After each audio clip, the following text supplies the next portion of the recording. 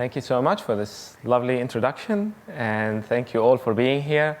I'm basically starting here as full-time director on July 1st. So I've just moved with my family from Boston on Sunday. So please excuse me if I'm a little bit jet-lagged and not coherent. Just a little bit about me. So I was born in Syria, did my postgraduate education in Melbourne, and then I went back to the Middle East and worked in different institutions that you probably will never hear about. And then I had the very fortunate surprise of being able to move to MIT, where I was for the last 4 years.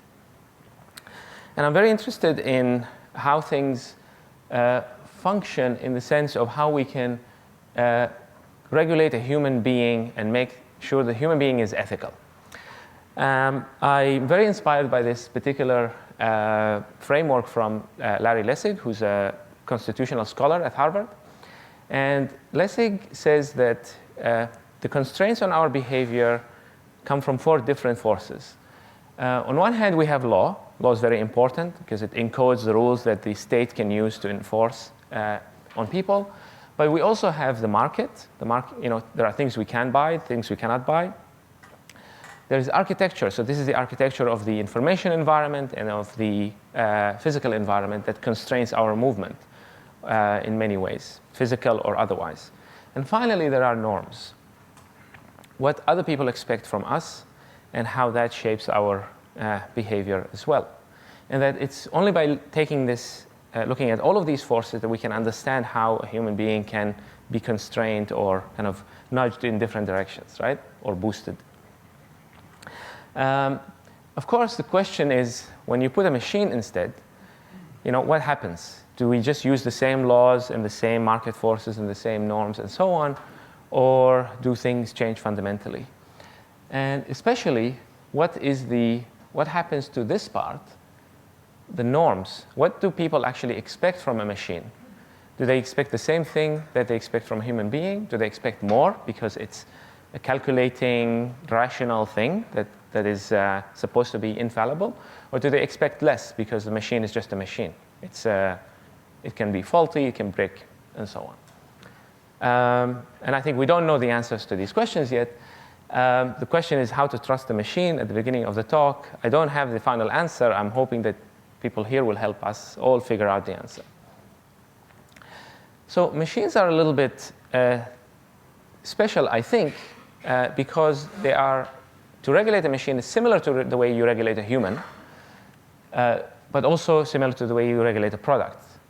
So for example, if you want to regulate a toy, there are safety standards, what kind of material you can use in a toy, liability laws. If a child gets hurt by the toy, you could go to the courts and sue the company. There are consumer expectations. If your toy is dangerous, people will not buy it, people will write bad reviews, and so on, right? So in that sense, AI systems are similar. But they also have a peculiar new feature that an old toy or a chair doesn't have. Things that look like humans. They can be autonomous. They can have intentionality, so they can have goal-directed behavior. They can also adapt. They learn from their own experience or from the data that we give them. So in that sense, this is the first time that we ever made something that has these kinds of features, rather than being a passive object that ultimately is responsible to our own intentionality and rules.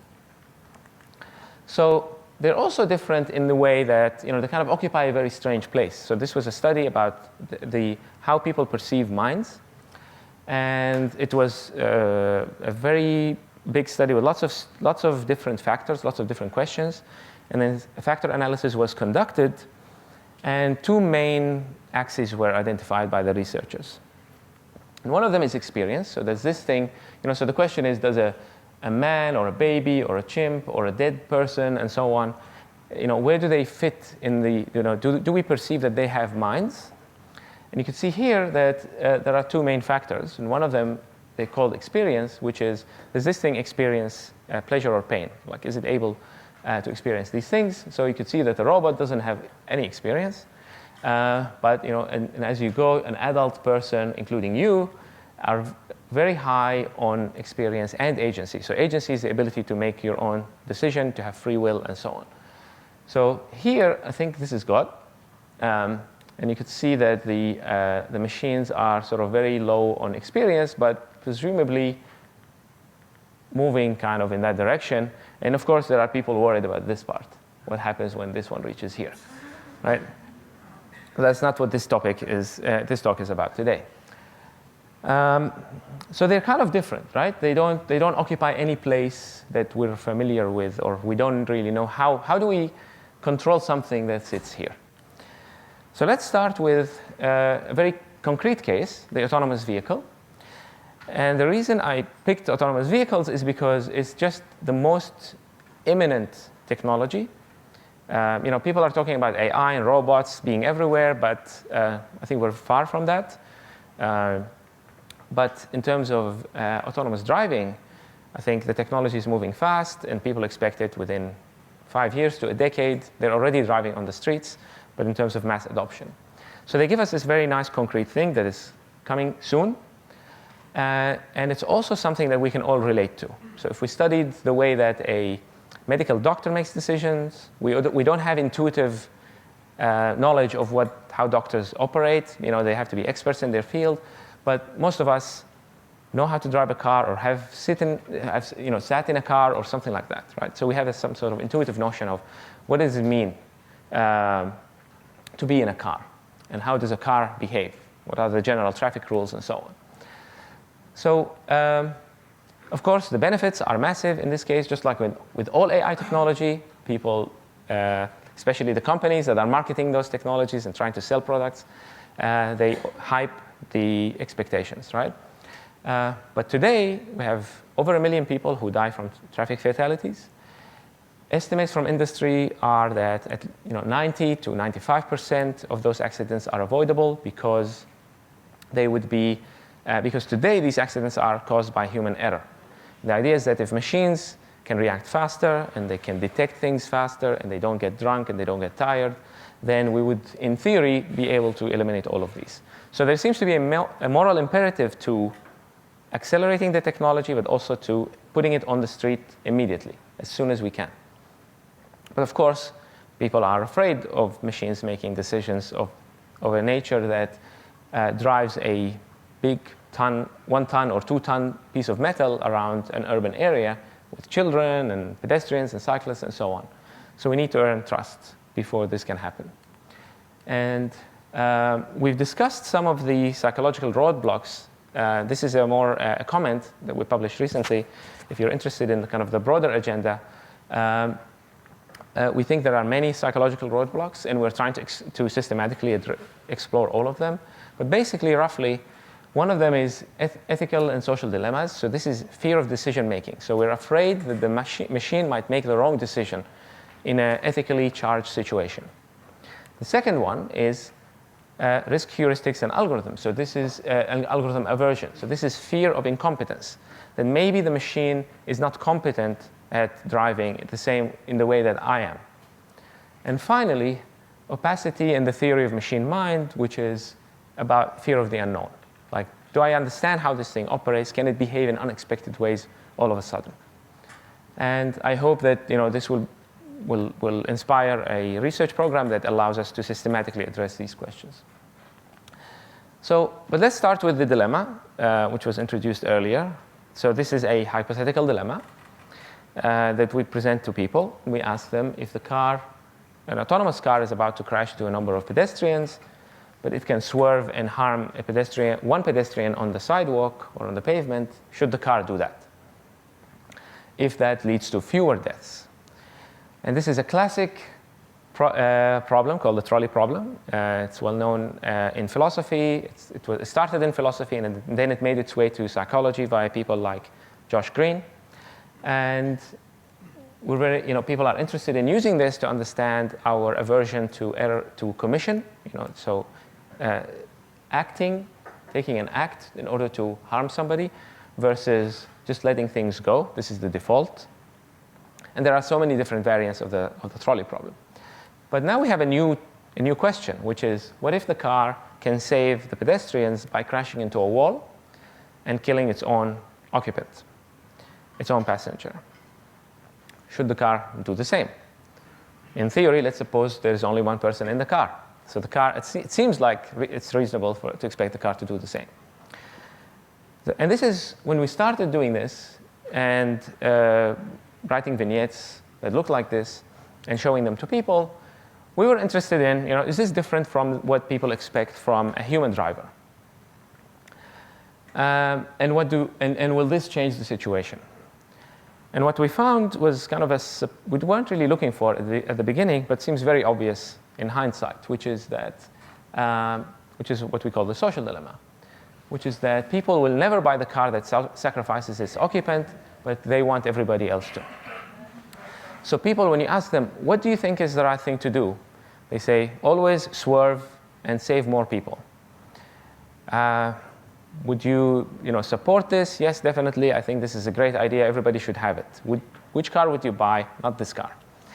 So it's a clear idea of how it's called the social dilemma, because we all know what the right thing to do is. We don't want to pay the small price ourselves that is needed to bring about this outcome. So we thought it was an ethical dilemma. Maybe what is the right rule? Should the car swerve or not? Let's ask some people. Let's ask some lawyers and philosophers, and then let's program it into the car. Now we realize that even if we figure out those rules, if a consumer doesn't buy the car, then it will not come about, right? So it's really a social dilemma. It's a problem of cooperation, which is, how do you get these people to agree and then enforce the agreement that they have come to? It's a problem we've seen over and over. And I think this is a feature of what happens with machines, which is that you see something that looks very advanced and has new capabilities, but underneath there is an old, well-known problem. This is at least my heuristic. And the question is, how do we find that problem? And this is, of course, the social dilemma is immortalized by the notion of the tragedy of the commons, which is one of the classic ways of explaining this problem. The problem is that in the tragedy of the commons, which is about multiple farmers who are sharing a common land, this is public land, and they bring their own sheep to graze. Now, if everybody brings us 3 sheep, everything is fine, and the land will rejuvenate. But if every farmer brings 1 more sheep, nobody gets harmed, and this farmer does better. But if every farmer thinks this way, everybody's worse off because the land will not renew. Classically, this is solved. This is the same problem you find in fisheries, in carbon emissions, and so on. We solve this problem normally through regulations. It could be government regulation. It could be self-regulation of the communities, depending on your preferences. And so we ask people in this first paper, would you support regulation if that means that you're not the only person who's buying the good car and everybody's buying the selfish car? And to our surprise, this particular group of participants, which was American, they opposed regulation. They said, no, I would rather just continue to drive my own car. I would not buy it if it was regulated to sacrifice me under any circumstances. And it may be a feature of America, that they don't like government. So I think somebody should replicate this in Europe and see if this thing holds as well. I think there's a nice follow-up study. But basically it means that the problem is indeed cooperation, and this idea of having Asimov's laws, which are axiomatic rules from which all AI ethics will follow, I think is a misguided approach, because in the end of the day, it's about culture, and we'll explore some of this later on. But Isaac Asimov, by the way, showed famously in his stories that these rules don't really function because they always get into conflict. And then he came up with this rule called the zeroth law, which is that robot may not harm humanity as a whole. And you could argue that a machine that is pro-social is in some way protecting humanity, even if it's not, if it's sometimes harming somebody, right? Okay. So what we realize now with the the people's aversion to enforcing those rules, that the problem is even deeper. Because let's say, so we thought it was an ethical dilemma, find the perfect rules. We couldn't find them. We discovered that it's a social dilemma, how to make people cooperate. When you try to make people cooperate through regulation, people say, I will not buy the car. So you have a meta-ethical dilemma, which is more people are dying because we're delaying the introduction of the technology. So it may be actually ethical in this case to let the cars on the road, even if they're prioritizing their passengers, right? If your only goal is to minimize the number of deaths. And I'm not saying this is what we should do, but it's just an interesting way in which scientific experimental study can tell us something that we have to watch out for in the near future as we think about machines. Now, as we published this first paper, we wanted to build a little website that would just be a companion to the paper. We thought about this idea 2015, 2 months after I joined MIT, in a bakery on Massachusetts Avenue. I think Ralph knows it probably, Flour Bakery. And we thought, let's do this. Let's enable people to create their own scenarios so they can reflect on this. And then why not just also create our own scenarios? Let's randomize some scenarios. It was kind of an afterthought. And we thought we'd collect some interesting data, maybe. Right? If anybody visits the website, we call it the moral machine. Then on the day of the publication of the paper, of the first paper, which got a fair bit of media attention, I was flying to a conference in Chicago, and as we landed, the paper was out, and the moral machine website was up, and it crashed immediately because it was not built to handle the load that resulted, which we did not expect at all. And it took us 2 months to rebuild it because we had to build the back end because it needed to be built on a completely different server architecture and so on. Now I've learned my lesson, but basically we thought, okay, now it's really never gonna fly. Like no one's going to visit this website unless they were interested in the paper and they saw the link and so on. But luckily it picked up again. And as a result, we have a follow-up paper. And the way that it looks is like this. This is one of the randomly generated scenarios. And it tells you, in this case, it's asking you to decide what the car should do. And there are only 2 choices. It's a forced choice paradigm. So there's an autonomous car. It has 1 passenger inside. And it's going to go straight, in which case it will kill 3 adults, a dog, and apparently a fly as well. But if the car swerves, then it will kill the occupant inside because it will hit this barrier. Now, notice, however, that these people are crossing illegally as well. So there's all these complications that enter into the picture. And indeed, there are 26 million possible comparisons that you can make with this. So it's an insane factorial design. So this is the factorial design. These are all of the characters that we randomize. We obviously randomize omission versus commission, whether it's a pedestrian group or a passenger group. But we also compare pedestrians to pedestrians, 2 groups of pedestrians, whether there's a legal complication, and so on. So interventionism, relation to the autonomous vehicle, legality. Sometimes there's no legal complications whatsoever, and then a character type. Now, thanks to some of the earlier coverage of the first paper, but also the main driver for traffic to the website has been these YouTubers, which is something that I think some of you, the young people here, are familiar with. I was not.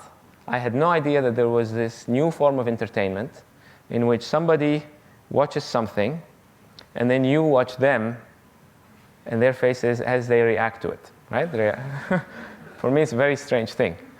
But which tells you that I'm older than you may think. So this is a particular one. By the way, do we have sound on the HDMI? I hope. It should work. There's also a small additional input. Okay. Like a small jack, if you could connect. Okay, let's try without because of HDMI. So we'll show you a video of some of those, like a montage of some of those reactions. But thanks to this, we had, some of these people have 80 million followers or 100 million followers on YouTube. So it's a really huge phenomenon. So as a result, and also given that we translated the website to 10 languages, we had 4 million people visit the website and counting. They've made 40 million decisions. I think this number is now 70 or 80 million, but we stopped data collection, or we took a snapshot that we analyzed in the paper that has this 40 million. And we had this optional survey at the end, which only a small group of 550,000 people filled. And I think the number is maybe around 1 million. And the result is, we just published this in November last year. And this is the global coverage because we're able to geolocate people from their IP addresses. And of course, there are some empty spaces, but if you look at the map of the lit Earth, which is where people with technology and access to electricity live, it's a pretty reasonable approximation. So let's do some dilemmas now. So the first one, and I would like to see you vote, and please, I know the trick, you can't not lift your hand on either choices. It's a forced choice, right? If you don't lift your hand, you're basically saying to the programmer, flip a coin, right? Generate a random number and then decide. But let's say, in this case, there's a vehicle. It has 2 people in it. It's going to hit a barrier. It can swerve and kill 2 pedestrians. So how many people would say, let the car go straight? How many people would swerve? Okay, so here we're seeing the omission-commission distinction. It's the same number of people, and maybe we also like pedestrians more. Are we sitting in the car? No, you're an observer. Yeah, that's great. That's a good question. That's a good question. By the way, it's interesting that you assume that you asked that whether we're sitting in the car, because I'm guessing some people would assume that they are pedestrians as well. So it depends on whether you drive or not. I think shapes probably the kinds of assumptions. We did ask people, what do you think the car should do? As an external observer, because let's say you're advising the programmers of the vehicle to program it in this kind of situation. So what we see is indeed more people would go straight. Okay, so let the default option, given that there is no saving of life if you do otherwise. Okay, now let's go a little bit more difficult. Now the car is empty. It dropped you somewhere, and it's going to park itself, or it's finding another customer, and it's going to run over a child. Or the car can swerve and run over the adult.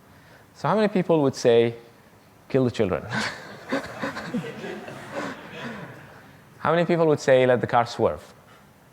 Okay. And indeed, more people would swerve in this case.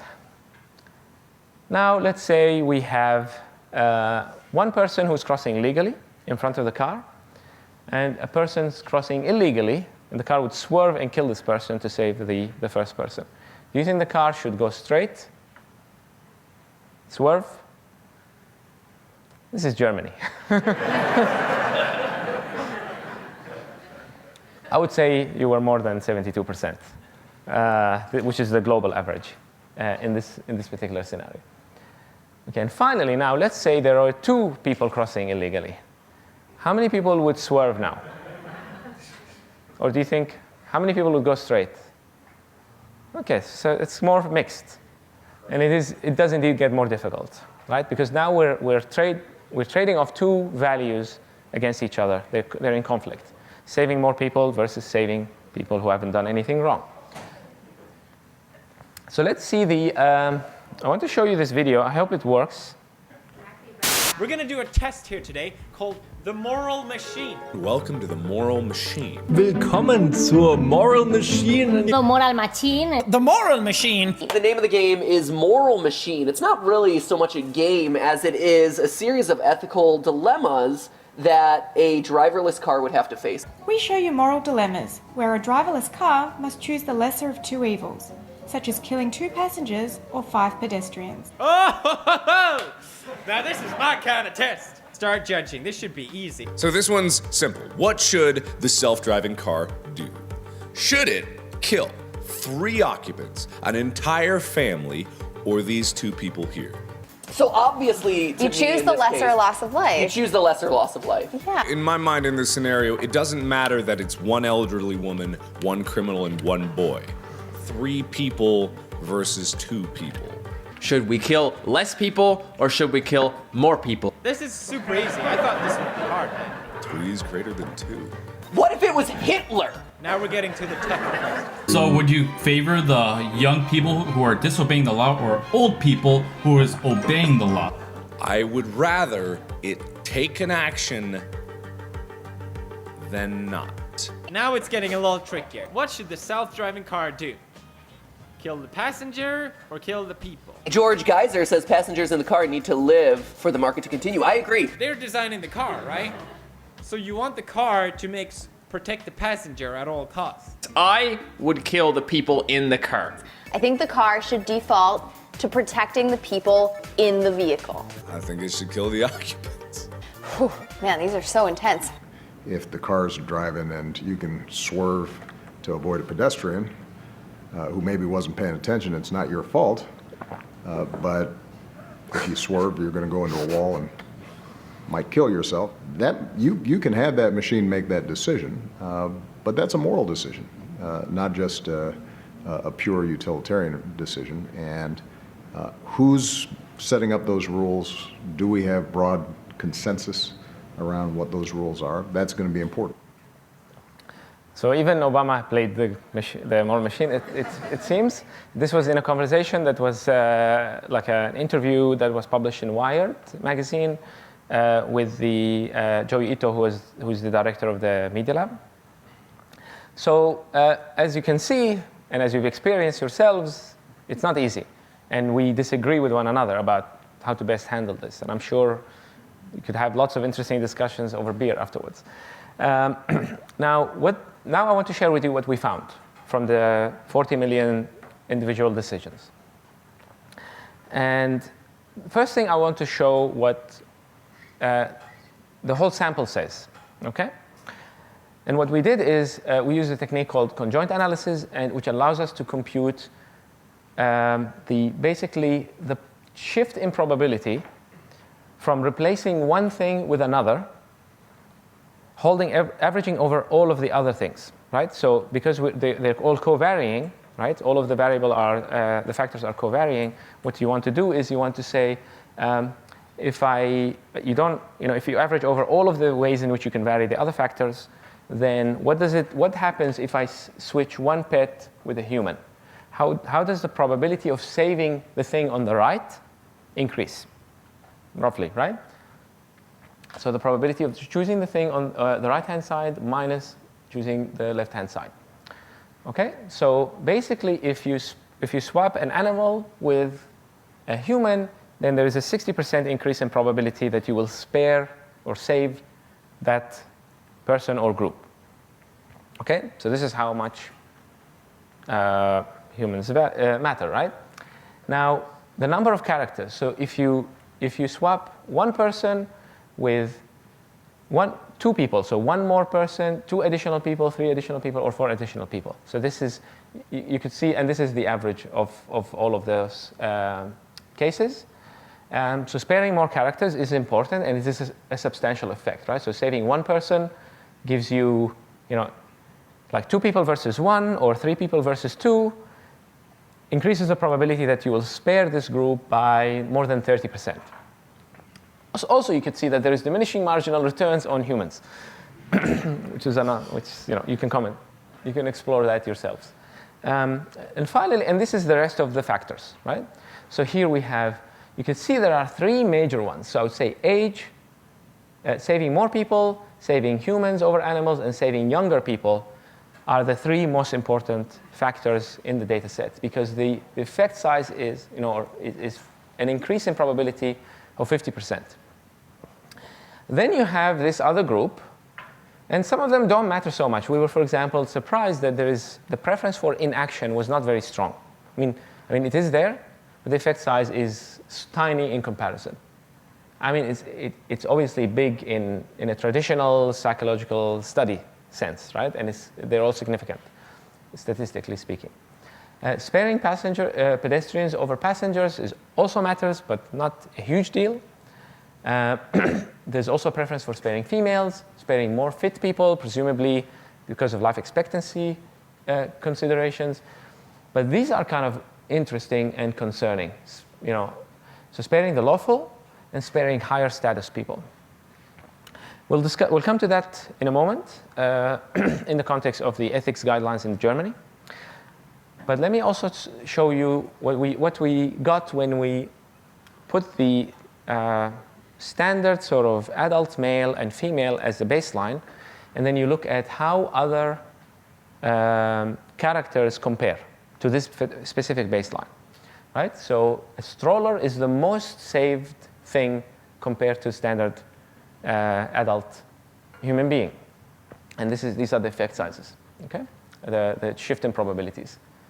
And now you can see that there's children here, pregnant women, doctors, fit people, and then all the way down you get to older people and homeless person, and you can see the criminal is somewhere between the dog and the cat.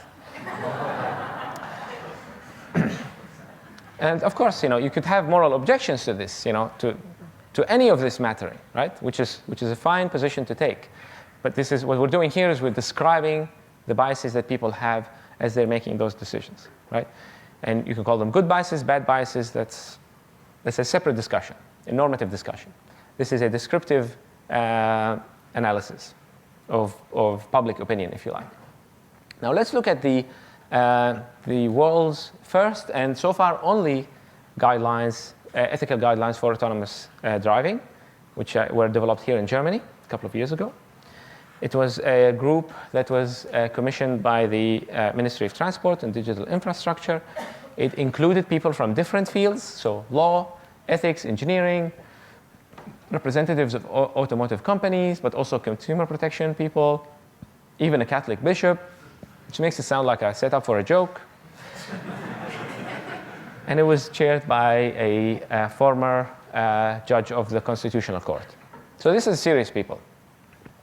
And here's what they came up with, and I'm going to show you how it compares to what we found.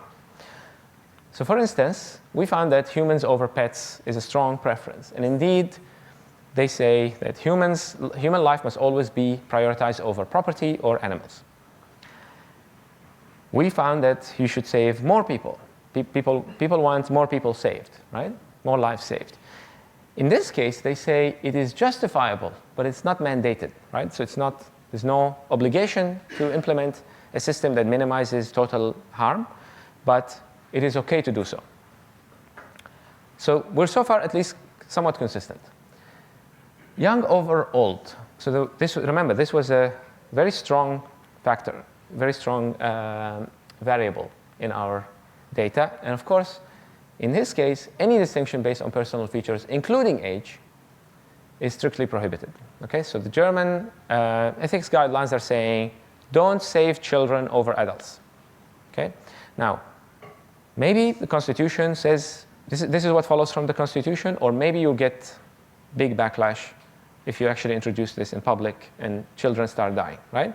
So it's a separate discussion, but I think it's an important thing to see where public opinion and legislation diverge.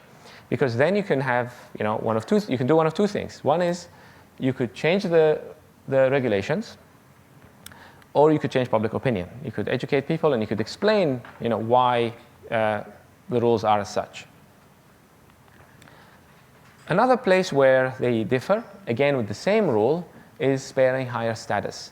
Now, I would guess that many of you would agree in favor of the public in this case and against the public in this case, right?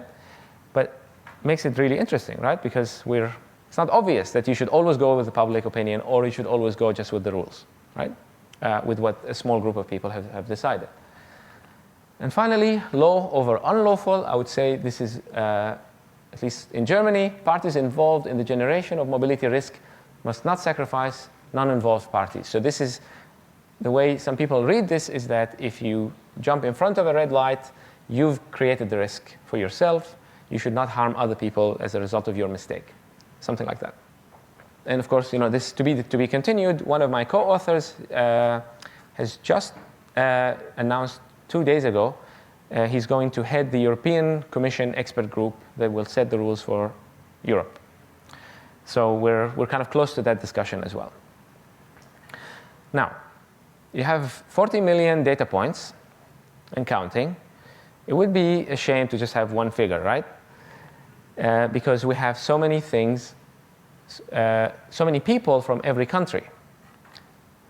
So what we did is we repeated the same kind of analysis per country, and we were able to compute then what you get is a vector of effect sizes, right? How much does age matter for in this country? How much does saving more people matter? How much does the law matter? And so on. And then you're able to simply measure the distance between those vectors, right? And once you can measure distance, you can cluster things. So you could say these two countries are more similar, and these two countries are more similar, but they're two different groups. So we run a standard clustering algorithm, a hierarchical clustering algorithm, and I'm going to show you the clusters now.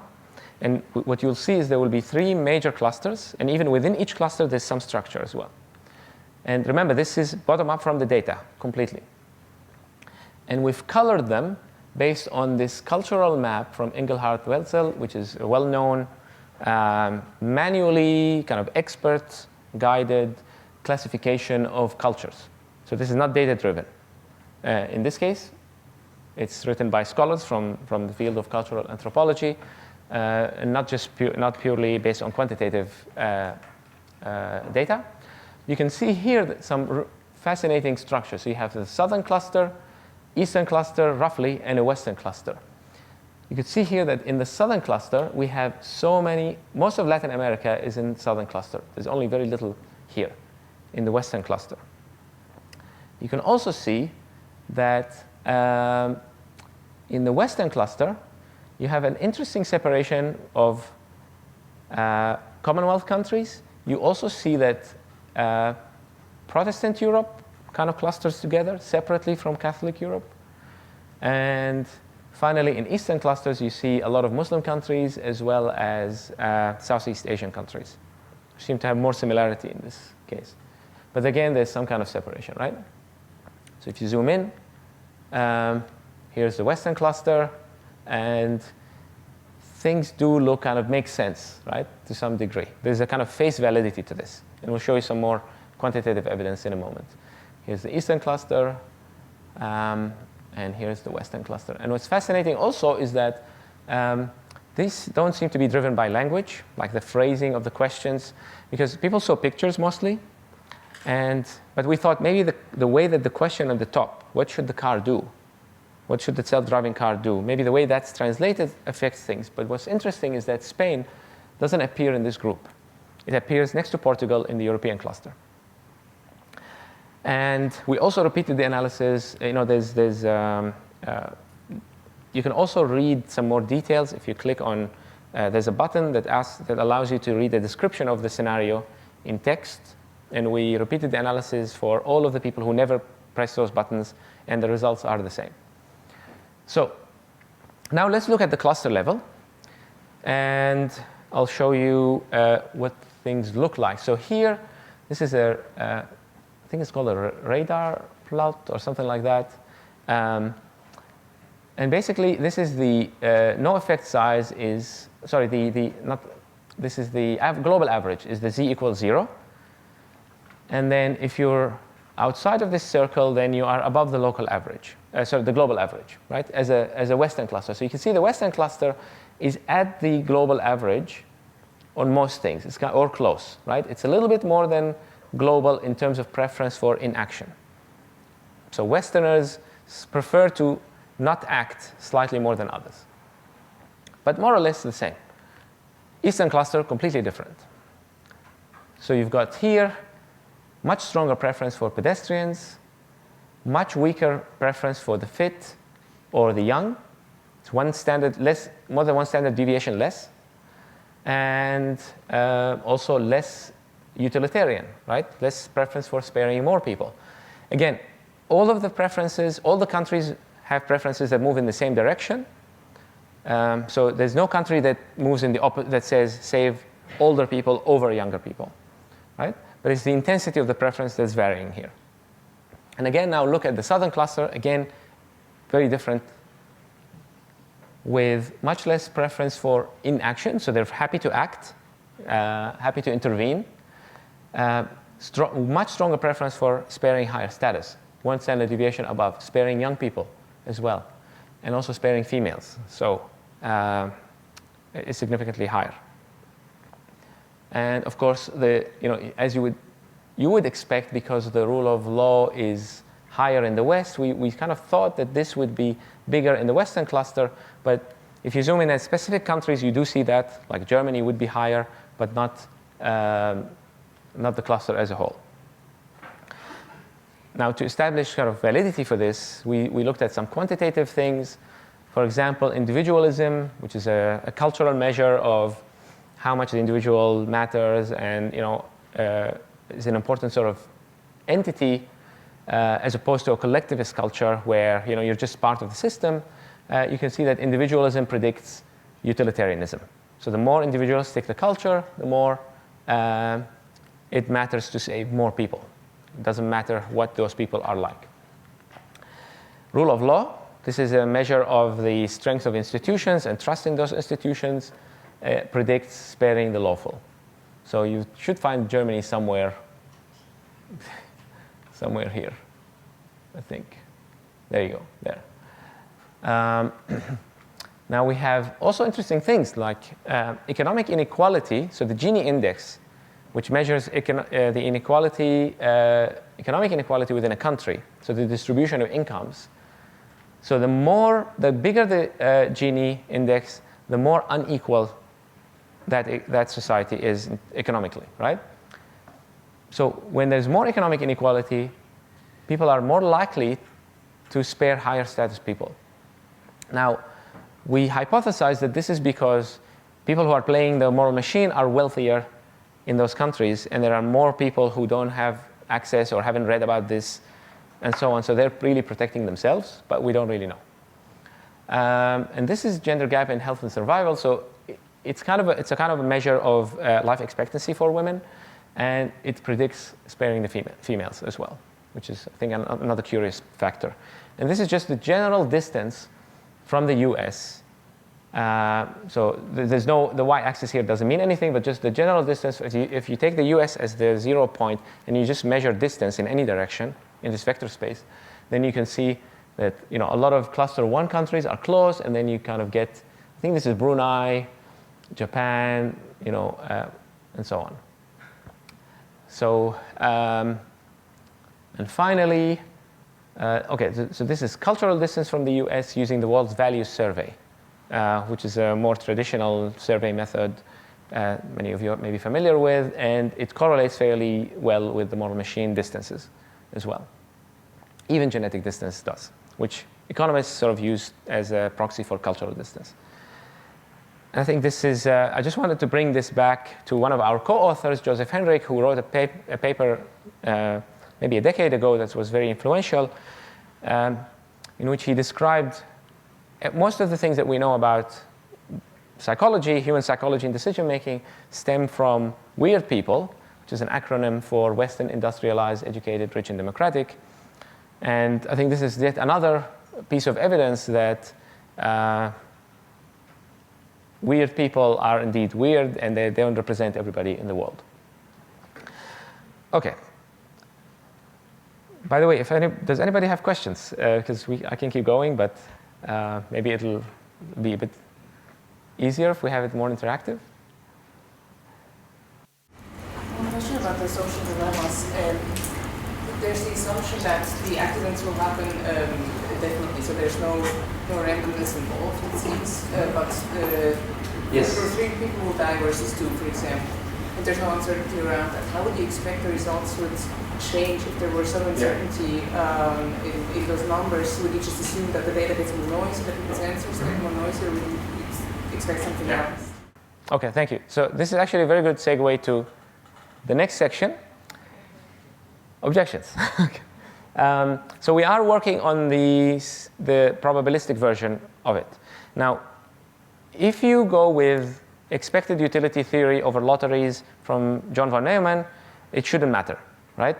Expected life loss is the same as an actual life loss because everything reduces to everything else, right? Everything reduces to simple lotteries. It's like a famous theorem, but probably does matter, and we're in the process of finding out. But now I will talk about some other objections, which may be on your minds. And these are the things that we heard from people every time we present this work. This is too simple. You're simplifying the world. There's only 2 actions, two outcomes. The world's, real accidents are much more complex, astronomically rare. So it doesn't really matter how you solve it because it's never going to happen. It's not technically feasible to implement because we can't distinguish male and female or criminals from non-criminals and so on. Also, it's too early to worry about.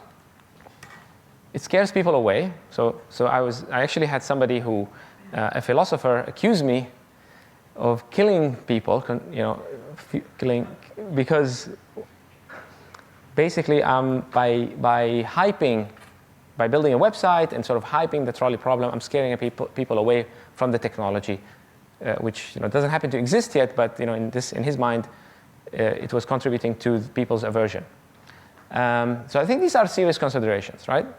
And I think especially this one, we have to take it seriously into account. Now, and even those came from very serious people. For example, one of them is a colleague at MIT. This is Rodney Brooks. He's one of the most famous roboticists in the world. If you ever bought a Roomba that does vacuum cleaning, he started that company. He has other companies as well.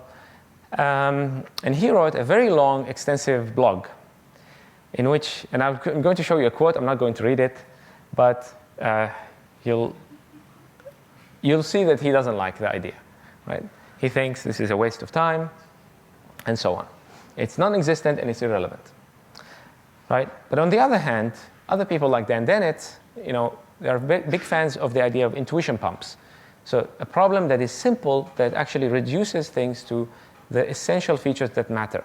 Now, of course, sometimes other things do matter too, and we don't know. But it doesn't mean that we should never simplify the world, right? Because of course, intuition pumps can also be abused. So the trolley problem is a kind of intuition pump. But this is my favorite. It's written by Patrick Lynn, who's an ethicist, in defense of the trolley problem, which is that's what science experiments do. You simplify the world. You start in the petri dish, and then you find things out. And then people from the Max Planck Institute here tell you, this is not externally valid. You have to go to the real world and test these things. And then you go and test these things in the real world. But I think it's important sometimes to do things at different levels of abstraction and complexity. So we started with this, with the trolley problem, but of course it needs to be explored in bigger context and more realistic context. But it doesn't mean you don't do the exercise, unless you stop there, of course, in which case it can be dangerous.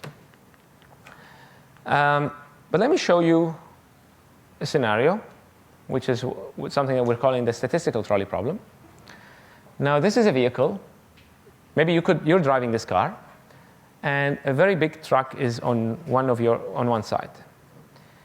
You might instinctively give 2 inches more to the car, to the big truck. You don't even notice it. And maybe there's a bike lane on the left. So what we could do is we could program cars to do the same. Or we could say, no, I like cyclists. I want to save them. I'm going to get closer to the vehicle, right, to the truck. Now, in a single scenario, nothing will happen. It's not a dilemma. right? So people like Rodney Brooks and others would say, well, then don't worry about the dilemma because it's not going to happen.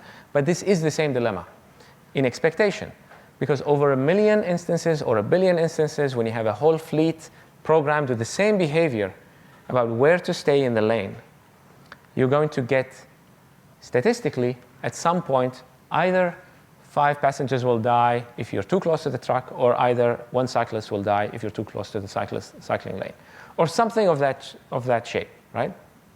And in fact, I expect that the regulations that will come will look at these kinds of scenarios, which is looking at the accident statistics to see if they are reasonable, or if there's some group that's been systematically sort of harmed.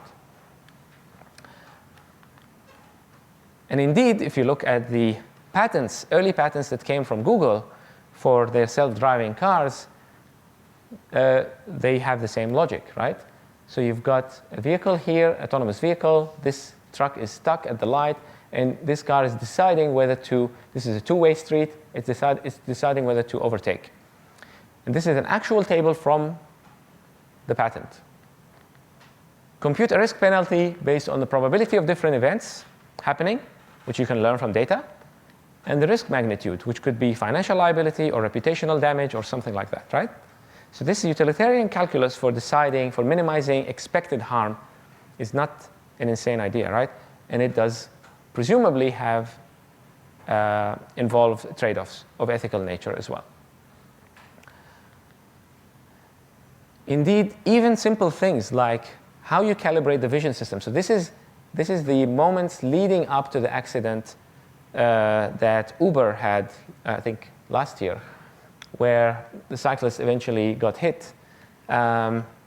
This apparently one of the reasons why the cyclist was hit is because of the vision system and the way it was calibrated. Of course, there was supposed to be a human driver who can override, and the human driver was not doing their job. So I think they were watching something on TV.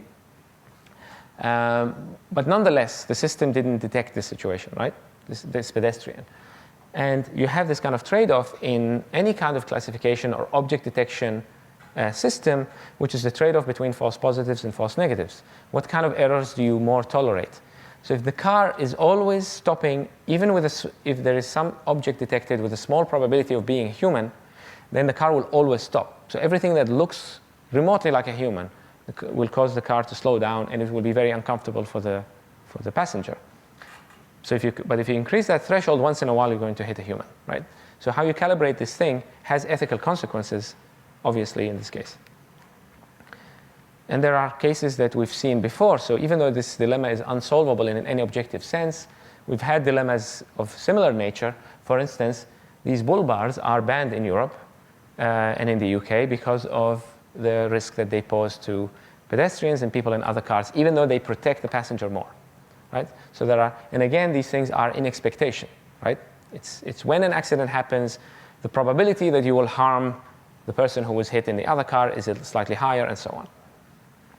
So basically, what the argument is, the dilemma is already here, and it will continue to be here in the various ways in which we program the vehicle. It's too early to worry about it is another argument that, once the cars are good enough, then we worry about it. But the problem is that regulations are shaped by public opinion, and public opinion is shaped very strongly by the accidents. So this is a infamous line from somebody from a car company here who said, save the one in the car. And then that caused a storm of tabloids to say, even though there was no mention of children, that Mercedes says you have to run over children, right? So it's not good for PR, right? Public relations. And of course, they retracted the statement and said we're going to do what's legal and what's socially acceptable, but we still don't know what those things are. Others have been a bit more forward, like Bill Ford, for instance, who played the moral machine also in my lab, which was really nice, who are saying, look, we need to take these issues a bit more seriously. And indeed, the transportation regulators are also talking about taking ethics into consideration, but there's no consensus. Okay, the final thing is this scares people away. You're showing people dilemmas, you're showing them, they're afraid of machines making these things, but mostly nothing will happen and everything will be fine, and these things will actually save more lives. So you're a killer by doing this research. So we did a study in which we did selective exposure to the dilemma, and we measured people's trust, willingness to trust the autonomous vehicles, or to be in one, or to buy one. I'll show you here some of the results. So this is attitudes towards autonomous vehicles. So this is a first observational. So we asked people if they have any prior exposure. So people who had more exposure seem to be more excited about autonomous vehicles and more willing to purchase and more likely to feel safe. Now this is this observational, so it's not experimentally manipulated. So it could be that these people are just petrol heads, right? Like they just love cars and it doesn't matter. That's why they had prior exposure, because they read a lot about autonomous vehicles. So we did the follow-up study in which we did controlled exposure. And we asked people with the same questions. And these are the p-values. So there was basically, with the reasonably powered samples, there was no statistical significance, and Bayes factor analysis suggests strongly that there's basically a null effect. So whether you see the dilemma before we ask you the question or after we ask you the question, it doesn't really matter. And we got the same result when we repeated this analysis on the subsample that never heard of the dilemma before. So we asked them, did you ever hear about it before we told you? So if you restrict to this sample, then again, there's no evidence of any systematic effect in this case. This is the follow-up study. So now I want to jump. So it seems to me, at least, that we've done our homework, we've learned something interesting, we made sure that it's not harmful, and that is relevant. But I think there's a more relevant, more immediate question, which is, when do you deploy? This is still unpublished work. In other words, how safe should the car be before I trust it? 90% of accidents will be eliminated, but presumably if you eliminate 10% of accidents today, that's already a huge improvement. That's thousands of people, tens of thousands of people who would be dead otherwise continue to live.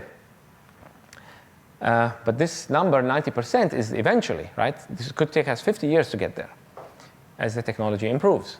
So when should we deploy? There was a really interesting white paper by people from the RAND Corporation in which they ran scenarios. And they actually found that this is kind of a sort of semi-quantitative scenario analysis method in which they look at different trajectories of improvement of the technology. And they found that 300,000 lives would be saved. I think this is just in the US, if you allow mass rollout of the technology only if it's 10% safer than humans, okay? Compared to 90% safer. So depend where you put this threshold matters. And this is a very relevant question for policymakers today, who are deciding whether, do I just give testing licenses or do I allow production? But there are some interesting effects, like the Lake-Wobegon effect, or the better than average effect, or also known as illusory superiority. So let me ask you here, how many people think they are below average drivers? Very few. Above average? Definitely more. So there we go. We replicated again. So indeed, what we find is, on this, we did a representative sample survey, and we found that 76% of them, or this is the self-perceived assessment of people's own skills, right? So this is the distribution. This is the median, I think, of where people think they are. So who's going to buy a car that is here, right? Only slightly safer. So from this data, we asked people basically, would you adopt? Well, we asked people to rate their own driving skills, and we asked them also to tell us how much safer the car should be before they are willing to ride in the car. And this is a cumulative number, right? So this is the percentage safer than humans. So is it 10% safer than humans, 50% than the average human, right? And you can see that if the cars are only 10% safer than humans, very few people will actually be willing to ride in them. 30%? No, sorry, this is 50%. Once you eliminate 90%, only 61% of people would be willing to get in the car. Now, if you break it down by how they assess themselves, you could see that people who assess themselves in the highest percentile, right? So they think they are in the top 10% drivers.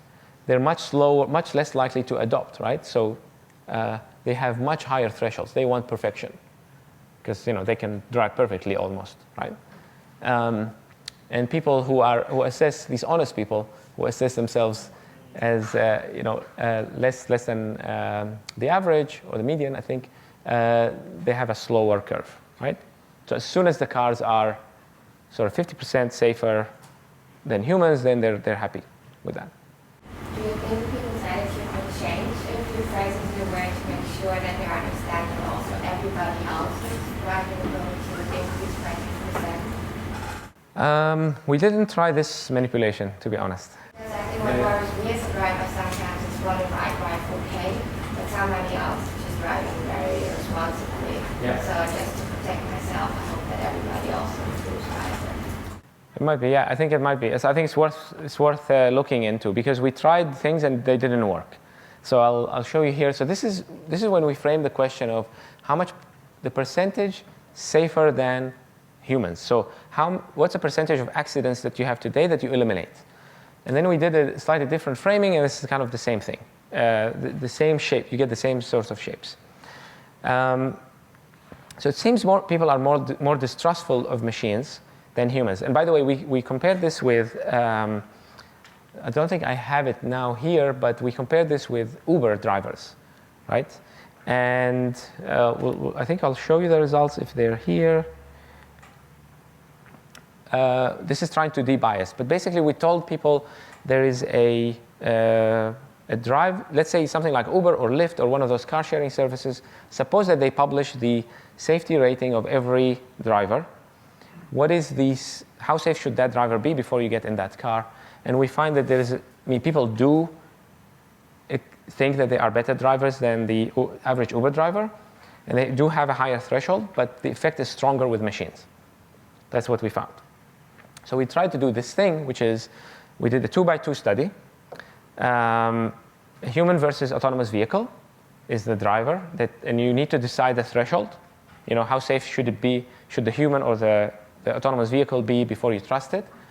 And then we did control versus de-biasing of the better than average effect. So we tried to remove this bias by simply explaining it. This seems to be the most effective way of de-biasing this particular effect. And I'm going to show you here, this is the safety perception, right? So this is a human driver. So this is in the human driver condition, and this is in the autonomous vehicle condition. So self-perception is pretty high. People, again, this kind of replicates. People think they're much safer. But when you de-bias them, their self-assessment goes down. So when you explain to them that most people think they're better than average, and then they realize that they're going to do it themselves, and that they don't go all the way down, right? But they do improve. Now let's see what their expectation of how safe the car or the human driver is. And you can see this is the safety threshold. And here it doesn't move, right?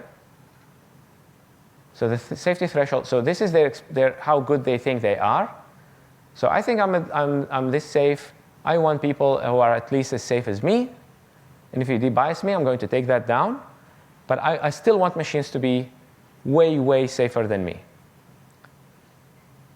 And even if you de-bias me, I don't care. I still want the cars to be way higher, right? So it seems that there's something else going on. And we're only hypothesizing now.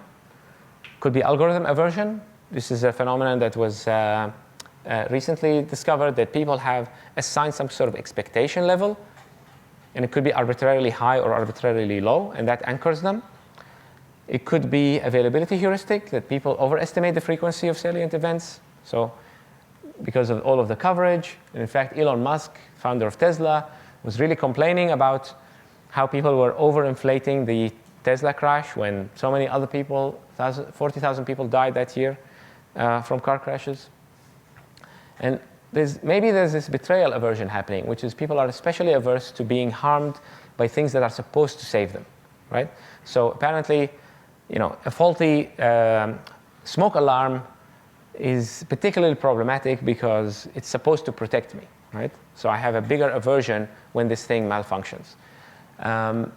So by emphasizing safety of autonomous vehicles, in a way the industry may be creating problems for itself because they're increasing those expectations, and which means that people will not adopt them soon enough.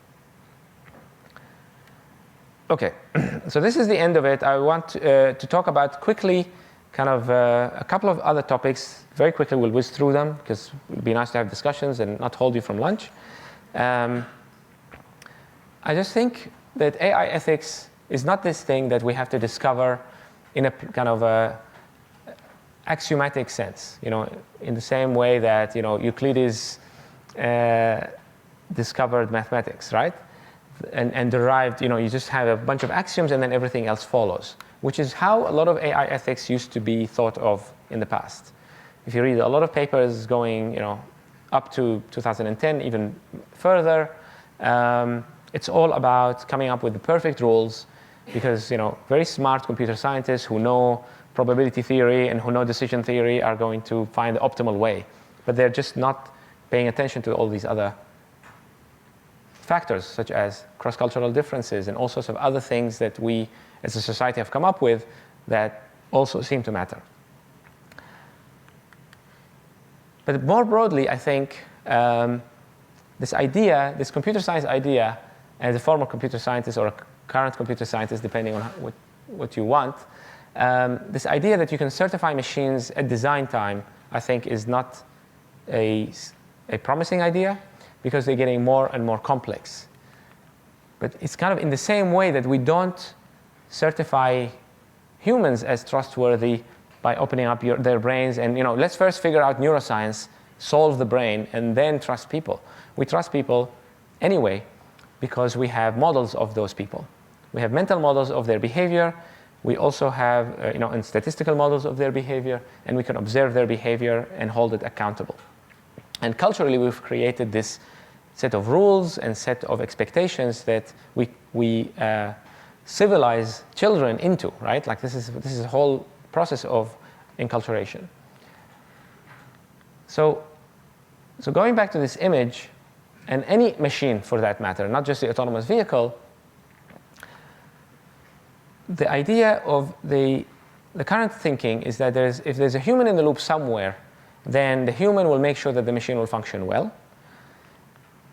It's something like there's a vehicle, or this is a plane, this is an AI running a plane, and there's an autopilot that's making sure that they can override what the plane is doing, what the autopilot is doing, to make sure that it functions properly. And maybe you could say with an autonomous vehicle, this is the car, this is some smart human looking at designing the car and updating the design once in a while, or the software, and everything functions well. But that assumes that we all agree on the goal. When we disagree on the goal, some of us care about efficiency, some of us care about fairness, others care more about safety, and so on, then the problem really becomes a problem of establishing a new social contract. It's that we have to decide what we want before we expect the machines to fulfill it. And this is what I'm calling society in the loop, as an attempt to try and bring in the people from computer science who have this way of thinking into this discussion. So the society in the loop is kind of human in the loop plus social contract. But the final bit is that in order to make this happen, you need this behavioral perspective of machines. You need to look at the behavior of the machine and not just at it as an engineering artifact. Because these machines are doing not just driving cars, but also helping us with navigation, giving us music recommendation, now increasingly deciding who gets a job, like they're doing. There are companies that offer shortlisting of CVs in an automated way, who gets a loan, what sort of diagnosis you get, and so on, right? And of course, the one we're familiar with. So what we've done recently is I've tried to create a sort of a community of people who are interested in these sorts of topics and convince them all to come under a banner of a behaviorism for machines. This is a well-known idea, goes all the way to the psychologists of the early 20th century, but maybe most famously B.F. Skinner.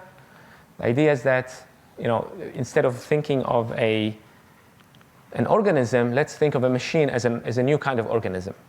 And of course, you could study it by looking at its source code, but there are limits to this approach because the source code is complex or uninterpretable and so on. Maybe it's even illegal to open the source code because it's protected by intellectual property laws. So instead, what the behaviorists did when they couldn't access the source code, they couldn't understand it, is they created the experimental paradigm in which they have controlled stimulus and precise measurement of response, right? So for example, if I manipulate the temperature, how does this affect sleep behavior of a mouse? So we launched this project called the Turing box, which is a play on the Turing test and the Skinner box. And we'll see, we might try to spin it off as a company instead.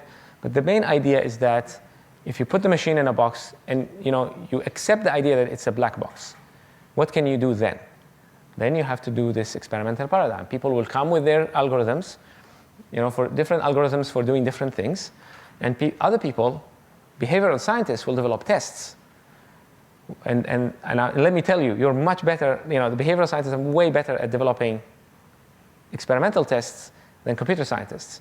Computer scientists, of course, are smart and they can figure it out. It's not the reason. It's just that they focus on very specific tests. They are engineering tests. So in the sense that you build a bridge and then you do stress testing on the bridge to make sure that it will not fall. But you don't know how people are going to use the bridge. Is it nice to walk on? There are all these other things about the bridge or about an autonomous vehicle that are not within your engineering optimization objective, right?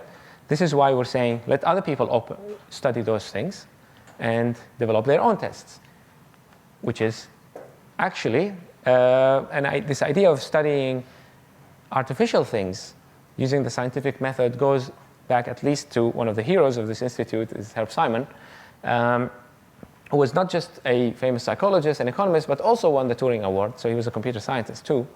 So he's kind of ideal person to come up with this. And he wrote this fascinating book, The Science of the Artificial, which is about creating an analog to natural science, which is called artificial science. Sounds bad, but it's the science of artificial objects and institutions. So it could be machines, but it could be institutions and markets as well. So we've recently just published this 2 months ago, a review/perspective in Nature entitled Machine Behavior, and I'm glad that we were able to bring together people from computer science and deep learning and psychology and cognitive science and cultural anthropology and economics and so on and so forth. A lot of computer scientists who study online markets as well, and people from the three major companies, Microsoft, Google, and Facebook, that are implementing AI heavily. They have big AI teams. And the idea is that to come together and start studying the machines as behavioral artifacts or behavioral actors, but also the ecology of the humans and the machines as they start interacting with each other. Because now this is kind of a new society, right? A new system that we all live in. And with that note, thank you, and sorry to hold you up too long.